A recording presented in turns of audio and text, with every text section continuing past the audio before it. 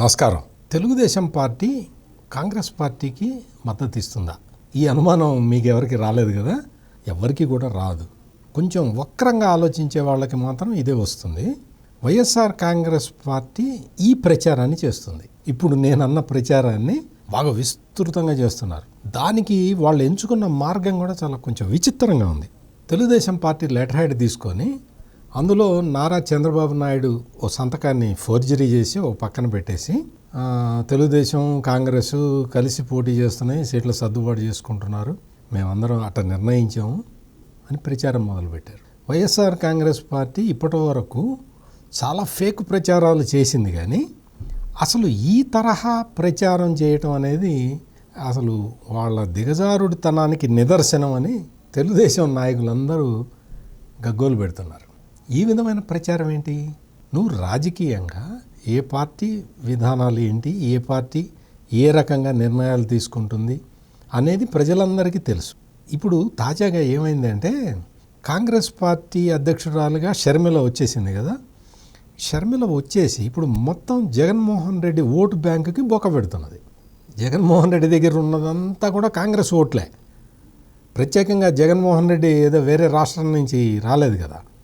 ఆంధ్రప్రదేశ్లో ఆనాడు రాష్ట్ర విభజన కారణంగా కాంగ్రెస్ పార్టీ మీద ఆగ్రహంతో ఉన్న కాంగ్రెస్ ఓట్లన్నీ కూడా జగన్మోహన్ రెడ్డి దగ్గరకు వచ్చినాయి.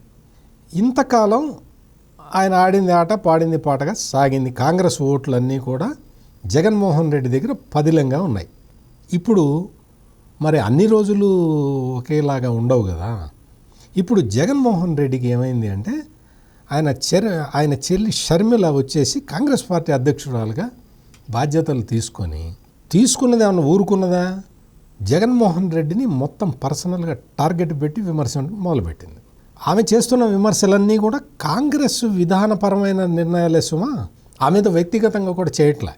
ఎప్పుడైతే కాంగ్రెస్ ఎజెండాని ఫోకల్ పాయింట్లోకి తీసుకొచ్చిందో జగన్మోహన్ రెడ్డికి భయం పుట్టింది. అందుకని ఏం చేయాలి? జగన్మోహన్ రెడ్డి ప్రధానమైన స్ట్రాటజీ ఏముంటుంది అంటే, తనకి ఎదురు ఎవరు మాట్లాడినా సరే వాళ్ళని తీసుకెళ్ళి చంద్రబాబు నాయుడు తోటి అంటగట్టేయటం జగన్మోహన్ రెడ్డికి మొదటి నుంచి ఉన్న అలవాటు. ఎవరన్నా సోషల్ మీడియాలో ఏదన్నా ప్రజా సమస్య గురించి పెట్టారనుకోండి, అది ప్రజా సమస్య, మనం దాన్ని తీర్చడం మన ప్రభుత్వంగా మన బాధ్యత అని జగన్మోహన్ రెడ్డి ఆలోచించాడు. వీడెవడో తెలుగుదేశం వాడు కాబట్టి ఈ విధంగా పెట్టాడు అని జగన్మోహన్ రెడ్డి ఆలోచిస్తాడు. అందువల్ల ఇప్పుడు ఏంటి అంటే ఆయన చెల్లెలు షర్మిల వచ్చేసి సవాల్ చేస్తుండేటప్పటికి షర్మిలని ఏదో ఒక విధంగా చంద్రబాబు నాయుడు వైపు తోసి తను సేఫ్గా ఉండాలి, అంటే కాంగ్రెస్ ఓటు బ్యాంక్ తన దగ్గర నుంచి చీలకుండా ఉండాలి అని పెద్ద మాస్టర్ ప్లాన్ వేసి ఆయన సోషల్ మీడియా ద్వారా ఇటువంటి ఫేక్ లెటర్లు, చంద్రబాబు నాయుడు సంతకాన్ని ఫోర్జరీ చేసి ఆ ఫేక్ లెటర్ని విస్తృతంగా సామాజిక మాధ్యమాల్లో ప్రచారం చేస్తున్నారు. అంటే తెలుగుదేశం కాంగ్రెస్ పార్టీ కలిసిపోయినాయి అని చెప్పడం ఆయన ఉద్దేశం అన్నమాట.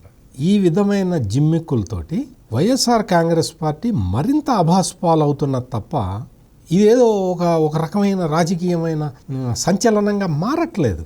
పాపం ఆ విషయం తెలుసుకుంటే ఇటువంటి చీప్ జిమ్మిక్స్ అని అంటారు కదా, తెలుగుదేశం లెటర్ హెడ్ తీసుకొని చంద్రబాబు నాయుడు సంతకాన్ని ఒక ఫోర్జరీ చేసి తీసుకొచ్చి పెట్టడం చీప్ జిమ్మిక్స్ కాకపోతే ఏంటి?